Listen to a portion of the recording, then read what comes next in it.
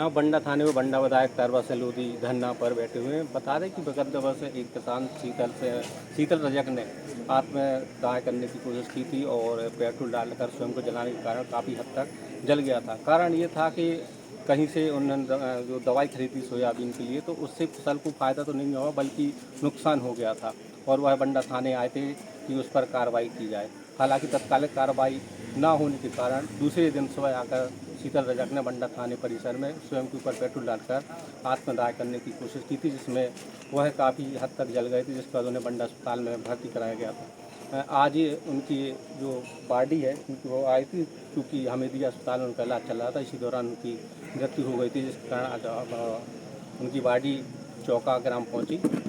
बंडा विधायक तरफ से प्रशासनिक अमला भी पहुंचा था और कुछ राहत राशि स्वीकृत भी हुई थी। अब हम पूछते हैं कि अब क्या कारण रहा कि बंडा विधायक के लिए बंडा थाना परिसर आकर धरना देना पड़ा। विधायक जी, बंडा थाना परिसर आप आए हैं और अकेले भी आए हैं, बाकी कांग्रेस में ही है, तो क्या कारण रहा कि फिर धरना देना पड़ा?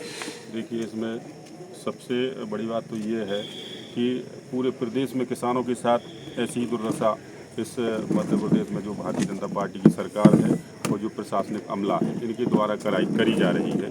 आज जो, जैसे कि आपने पूर्व में बता दिया कि जो हमारे शीतल रजक जी हैं, उनके साथ जो अन्याय, जो अत्याचार सभी प्रशासनिक अधिकारियों और जो शंकर बीज भंडार के माध्यम से और जो भी कंपनी है, ठीक है, उनके माध्यम से जो किया गया है। और आज उनका परिवार है, जो आज जब हम लोग दाह संस्कार के लिए गए तो उनके पिताजी ने ये बोला कि दाह संस्कार के लिए लकड़ी के लिए पैसे नहीं हमारे पास, ये उनके पिताजी ने ऐसे शब्द थे।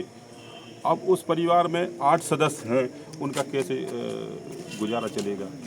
हमारा तो मुख्य ये निवेदन भी है सरकार से और प्रशासन से कि जब तक उस परिवार को न्याय नहीं मिलेगा, सबसे पहले तो जिस चीज़ को लेकर वो व्यक्ति मजबूर हुआ और उसने आत्मदाह किया, इसी थाने में पेट्रोल डालकर आग लगाई, सबसे पहले तो पुलिस प्रशासन पर कार्रवाई होना चाहिए।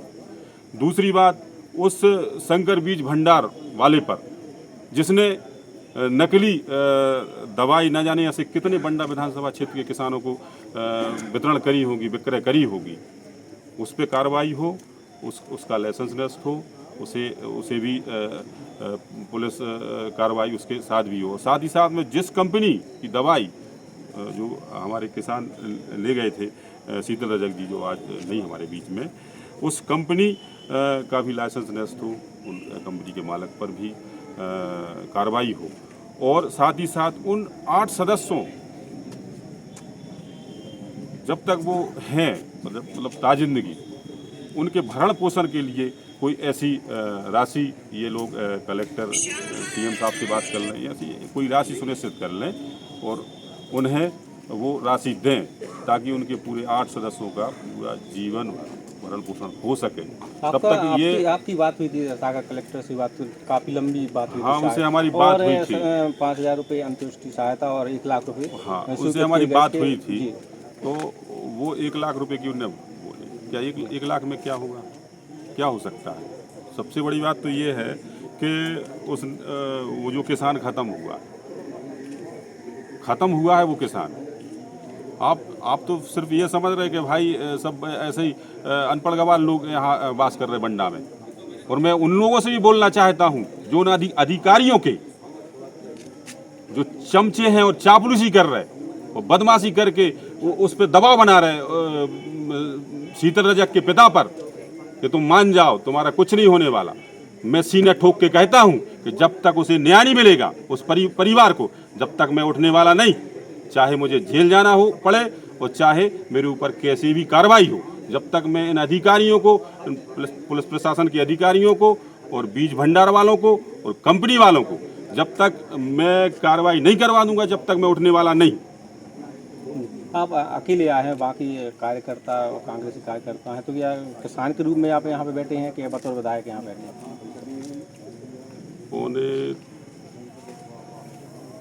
4 लाख पॉपुलेशन के ऊपर मैं विधायक बना हूँ।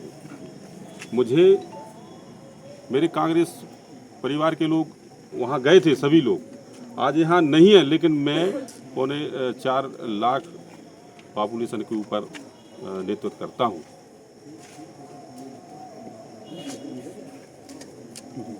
तो यही हम पूछ रहे हैं कि माखी तो नहीं आए, तो आप एक किसान की पीड़ा को लेकर एक किसान के रूप में यहाँ बिल्कुल, मैं भी किसान हूँ और मैं किसान की पीड़ा को समझता हूँ और उसी पीड़ा को लेकर मैं यहाँ बैठा हूँ। जब तक उस किसान के परिवार को न्याय नहीं मिलेगा तब तक मैं उठने वाला नहीं। आर्थिक सहायता के रूप में आप क्या चाहते हैं, उनको किस तरह की राशि दी जाए? उसमें जैसे कि हमारे जो किसान संघर्ष समिति जिलाध्यक्ष जी साथ में बैठे, उन्होंने तो बोल दिया 1 करोड़ रुपए, तो वही हमारी मांग रहेगी। और साथ ही साथ में एक स्मारक भी बनाया जाए। वो किसान मरा थोड़े है, वो तो शहीद हुआ है इन सब बदमाश लोगों की वजह से। यहाँ अगर कार्रवाई हो जाती तो काय को ये घटना घटती। बंडा में और भी खाद बीज की दुकानें चल रही हैं, अभी तक शायद कृषि विभाग ने ऐसी कोई ठोस कार्रवाई नहीं की। इस बीच जो जनप्रतिनिधि हैं वह भी प्रभावी रूप से किसानों के पक्ष में नहीं है कि किस तरह की वो दवाई डाल रहे हैं, क्योंकि कई भी पीड़ित किसान ऐसे होंगे जिसकी दवाई डालने से उनके लिए नुकसान हुआ होगा। ऐसे बहुत से पिछले साल भी ऐसे मामले आए थे, लेकिन उन्हें जबरन राजनीतिक दबाववश उन्हें दबा दिया गया और उन्हें शांत करा दिया गया। लेकिन कोई किसान इतना मजबूर नहीं होता कि उसे आत्महत्या करने पड़े। सबसे बड़ी बात तो ये है। जैसे ये लोग बोल रहे हैं कि इन्होंने शायद जांच वगैरह करा ली है, कृषि विभाग द्वारा जो जांच वगैरह कराई है, उसमें बता रहे कि ये 240 का उसमें वो किया गया है। मतलब इन्होंने तो अपनी रिपोर्ट बना ली। ये तो सेफ होना चाह रहे सभी लोग, लेकिन हम तो थोड़े शांत बैठेंगे।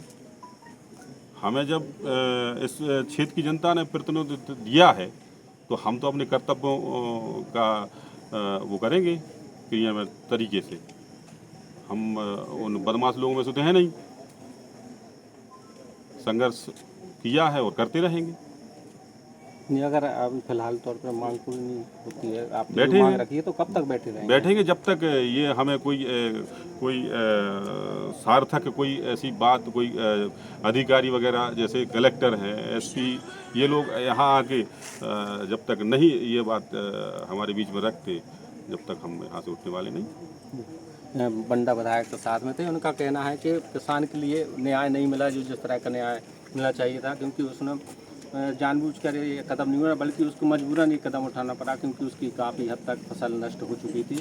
और उनका कहना है कि जब तक कोई ठोस कार्रवाई दुकान संचालक और जो कंपनी है उस पर कार्रवाई नहीं होती है, साथ ही उनके लिए आर्थिक सहायता पर्याप्त मात्रा में नहीं दी जाती, जो साथ ही पुलिस प्रशासन पर कार्रवाई नहीं की जाती है, तब तक वह बंडा परिसर में धरना पर बैठे रहेंगे। रवि सैन के साथ सूर्य कुमार दुबे, बंडा।